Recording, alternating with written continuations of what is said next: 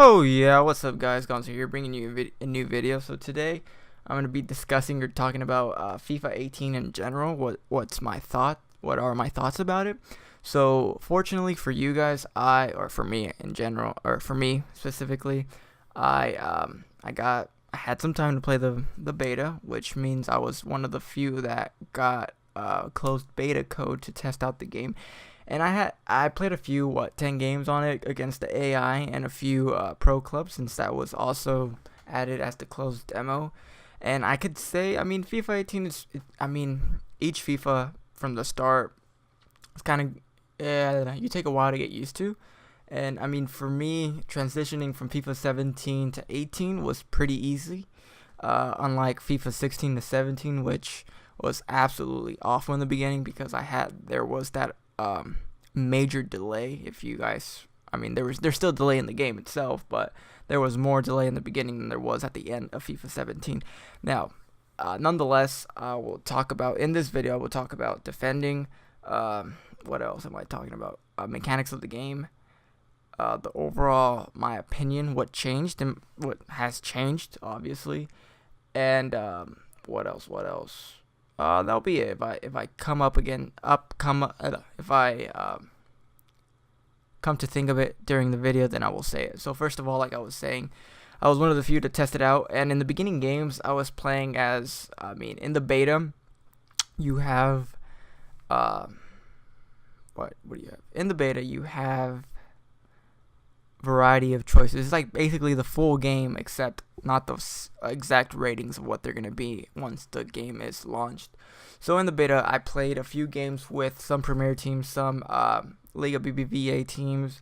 I played with Real Madrid just to see what the difference was. You know how they mentioned player movement were more significant to the player. You know how they had Sterling and Ronaldo doing their movements, their dribbling. And I mean, I feel I see what they mean. You know, like they have their little signature dribbling actions.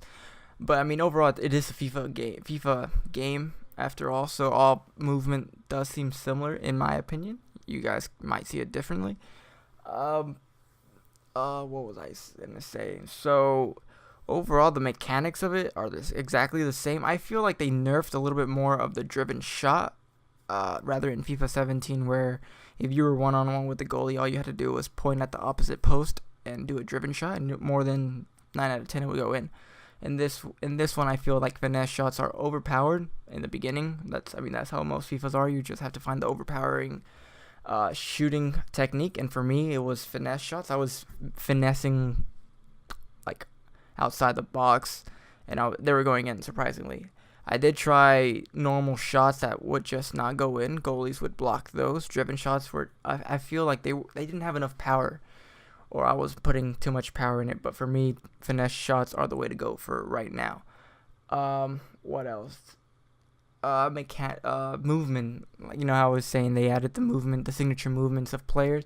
Well, when the players run, I feel like they don't even run. Like the feature of how they run, it's like it looks like they're running full like hardcore, but in general, when you see them on the pitch, they're like barely moving, like 10% faster than normal. You know, like I don't see that fast gameplay like you do. But maybe it changes when you play Ultimate Team. I was upset that this year they didn't include Ultimate Team in the beta. Last year they did. Just to test out, I guess, Foot Champs, and Foot Champs was the thing they were testing out, just to see how they was. Maybe I saw some gameplay on players' feed, but that might have not been the case. But anyway, hopefully in Ultimate Team for FIFA 18, the gameplay is a little bit more faster. That's how it typically tends to be. So I'm still looking forward to that. Other than that, defending seems a little bit more trickier this time. You have to precisely time your standing tackle so your defenders can get lock on the ball. Shielding is a little bit different. Normally you would have to press the left trigger when you were defending, just so your player would be in a good body position to intercept balls. This time, like I said, it's just about timing. Shielding is a little bit not overpowered as much as it was in FIFA 17. How you basically have a player just shield the ball, and it would be impossible to get it off. You would have to use literally two players to get the ball off that one player that's shielding. This one, if your player is at least stronger than the person that is shielding, you more than likely will get the ball. What else? I think they did something to free kicks. I wasn't, like, the first time that I got a free kick in the game, I just sped through the tutorial. Penalties, they did change penalties. No longer will you have to flick or push along the left stick to initiate your player to run for the ball and kick it. This time, as soon as you press the B button to shoot, your player will start running. So that's something I wish they could kept the same. That's something I will mention in the feedback. They added this new feature of penalties in FIFA 17 that I thought would be the same in FIFA 18, but I guess they had to change it. People were complaining that it was too hard, but for me it was pretty easy shooting penalties. What else? Oh, the quick subbing feature. You know how EA mentioned about before the start of the game, you had the option to pre-assign subs during gameplay. It was pretty. I mean, you didn't have to do it, but every now and so, when the ball would roll out the pitch, they give you the option to do a quick sub. And quick sub, basically, I'll just tell you, you literally have to hold the right trigger, and then if you cancel at any time, you just let go. But any further confirmations, like for instance, once the screen would appear, there would be a little bottom indicator saying to press the right trigger, press and hold the right trigger. So literally, while you're pressing the right trigger, it's going to ask you to confirm subs by pressing A, and all you had to do is that while holding right trigger, just press A, and it would do the sub automatically. Normally, I mean, I don't know how that would work. I mean, obviously, I knew how it would work. You would do the sub, and as soon as the ball came back, the sub would already have gone and changed with a player on the field. I'm not sure how it's gonna be online. Oh, one good feature in pro clubs that I saw was, you know how, I mean, I don't know if they did it now, but in kickoff when I was playing against my friend, I thought it would transition as to when you would play pro clubs. When I was playing pro clubs, as soon as it was halftime, you know how you have that countdown, but it would clear this once it was reaching down to like once it reached down to 0 on the timer. The screen would the pause screen would go away, and then you would have a little 3-second timer to alert you that this game is about to start, which I thought was pretty neat, Hopefully now your opponent doesn't catch you off guard when they unpause the game and you're like sending a quick text back. So that's something that I liked in pro clubs. I didn't see it as much in kickoff, maybe because like each of like the players were in control, I guess. But I don't know how it's gonna be when you're going up against another player. Once you press pause and unpause it, will they have the same 3, 2, 1 timer? What else did I see? Let's see. The songs are pretty good. Like every FIFA game, the songs are pretty good. Hopefully there are gonna be more at launch. But right now I'm looking at the demo for FIFA 17, and I'm looking at it came out like 2 weeks prior to the launch of the actual game. So if you didn't get a chance to play the beta, you will have a chance to download the demo 2 weeks before the launch of the game, which, I mean, I would probably download it just to get a little bit of practice in, because most of the time demos slightly, I mean, they're obviously the game, not the full game, but they're gonna have the same mechanics as the full game once it's released. Oh, one good feature in pro clubs that I saw was that you have the option to select 3 different play styles, or choose from 3 different play styles that your pro player will play from. So at the beginning you create your player, of course, and then you get rewarded skill points, which then you can spend to upgrade your player's attributes. Now, let's say, for instance, you wanted your player to be more fast and have a better pass, then you would have that options. Like I was saying, you have 3 options to grow your player. So for instance, you would have 3 different profiles to select from.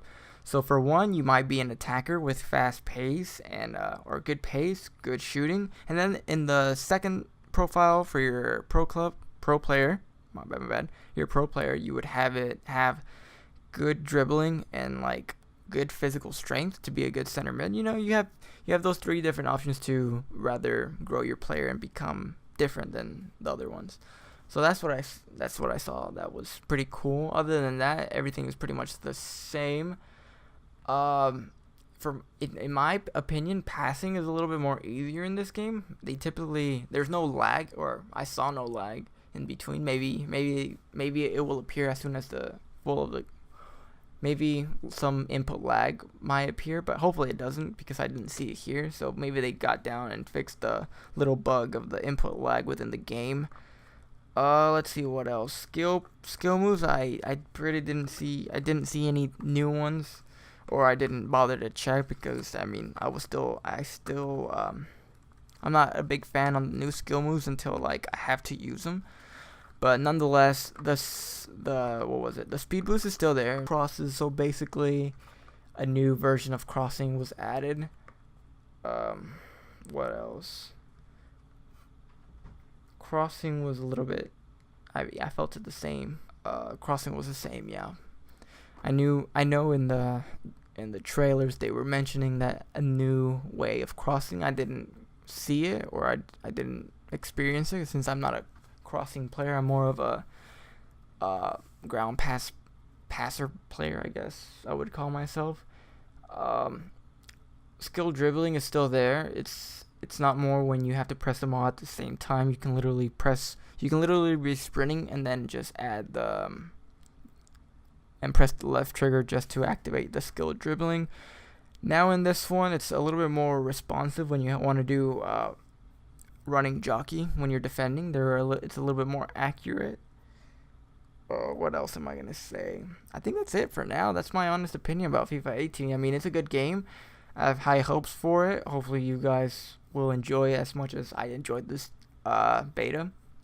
If you guys have had, or versus a subscriber and you also had the chance to play this beta, drop a comment, tell me how it was, tell me your opinion, tell me what you think of it.